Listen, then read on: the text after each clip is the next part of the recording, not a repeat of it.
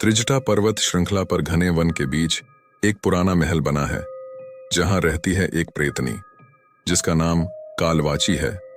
उसकी आयु लगभग 500 वर्ष होगी, किंतु वो अभी भी नव यौवना ही दिखाई पड़ती है। इसका कारण है कि 10 दिनों के पश्चात किसी भी नवयुवक या नवयुवती का हृदय उसका भोजन बनता है। जब उसे किसी नवयुवक या नवयुवती का हृदय खाने को नहीं मिलता तो वो वृद्ध होती जाती है।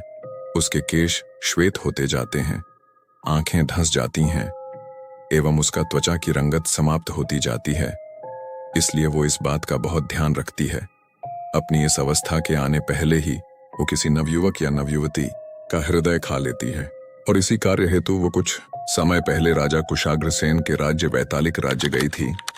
वैतालिक राज्य में उसने भ्रमण किया और उसे वैतालिक राज्य अत्यधिक पसंद आया, तो उसने सोचा क्यों ना मैं कुछ दिनों के लिए इस राज्य में रुक जाऊं। यहां मुझे सरलता से हृदय का भक्षण करने को मिल जाया करेगा। फिर मैं तो प्रेतनी हूं, किसी भी वृक्ष पर सरलता से वास कर सकती हूं। अपनी गोपनीयता बनने में मुझे यहाँ सरलता भी रहेगी।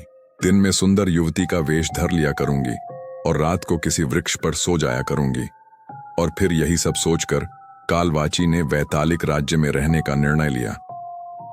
वो वैतालिक राज्य में रहने लगी। उसे वहां अत्यधिक आनंद आ रहा था।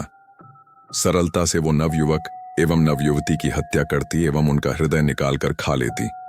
अब उसे नवयुवक एवं नवयुवतियों की कमी नहीं थी, इसलिए जब भी उसका मन करता तो वो किसी को कभी भी मारकर खा लेती। दिन प्रतिदिन उसका यौवन कांतिमय होता जा रहा था। उसके अंगों में लावण्य एवं स्वस्थता का वास हो गया था। वो प्रसन्न थी एवं चिंता मुक्त थी, क्योंकि उसे यहाँ भोजन की प्रचुरता थी। किंतु राजा कुशाग्रसेन को जब ये ज्ञात हुआ कि आए दिन उनके राज्य में हत्याएं हो रही हैं, किंतु इतने प्रयासों के उपरांत भी हत्यारे को बंदी न बनाया जा सका, तो उन्हें अत्यधिक चिंता हुई। उन्होंने तब अपने वृद्ध माता पिता से इस विषय पर बात की।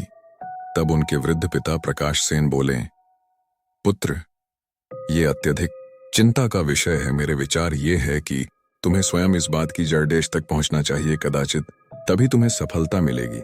यदि अब तक गुप्तचर एवं सेनापति उस हत्यारे तक नहीं पहुंचे तो इसका तात्पर्य है कि हत्यारा कोई साधारण व्यक्ति नहीं है। इस प्रकार निर्मम प्रकार से हत्या करना किसी साधारण व्यक्ति का कार्य कभी नहीं हो सकता। कदाचित आप ठीक कह रहे हैं पिताश्री, मैं आपसे पूर्णतः सहमत हूं, कुशाग्रसेन बोले।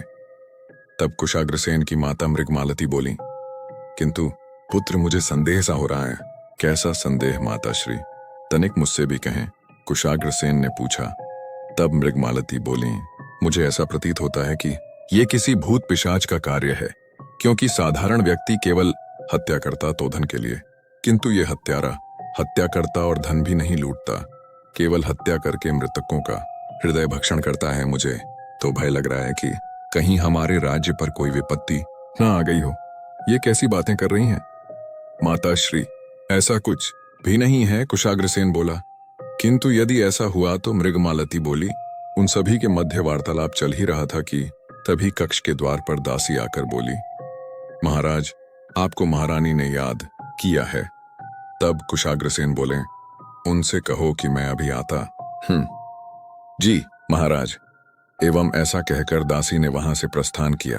तब कुशाग्रसेन ने अपने माता पिता से कहा, माताश्री एवं पिताश्री, मैंने आज रात्रि ही उस हत्यारे को खोजने का निर्णय लिया है। सायंकाल हो चली है, कदाचित रात्रि को समय ना मिला तो आप दोनों मुझे अभी आशीर्वाद दे दीजिए ताकि मैं अपने कार्य में सफल हो सकूं। हम दोनों का आशीर्वाद तो सदैव तुम्हारे साथ है पुत्र। ईश्वर तुम्हें अवश्य सफल करेंगे। प्रकाश सेन बोले।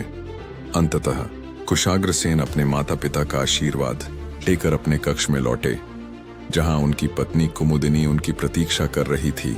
जैसे ही कुशाग्रसेन ने कक्ष में प्रवेश किया तो कुमुदिनी बोली, महाराज, मैं ये क्या सुन रही हूँ?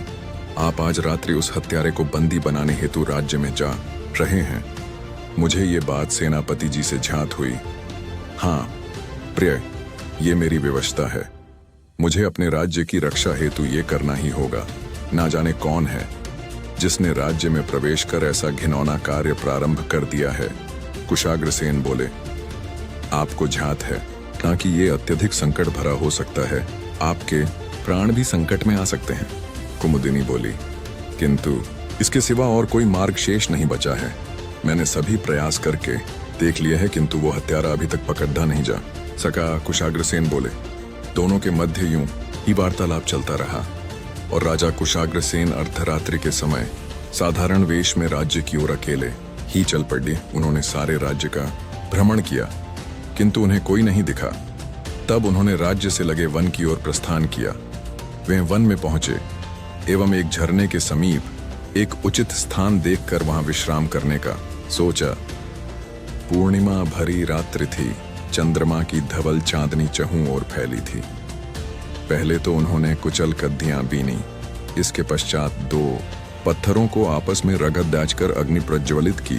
अग्नि जलाकर वे वृक्ष तले विश्राम करने लगे। वे विश्राम अवश्य कर रहे थे, किंतु सोए नहीं थे।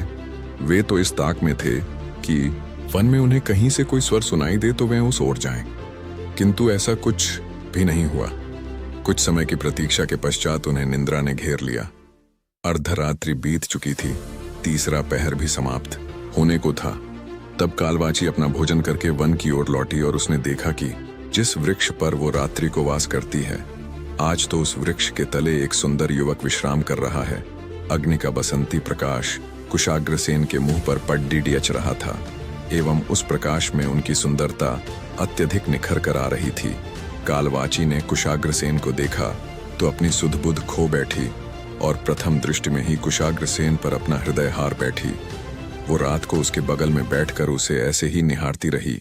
जैसे ही सूरज की लालिमा पसरी तो वो उस वृक्ष पर उठ कर पहुंच गई एवं उसने अपना रूप बदलकर एक मोरनी का रूप ले लिया।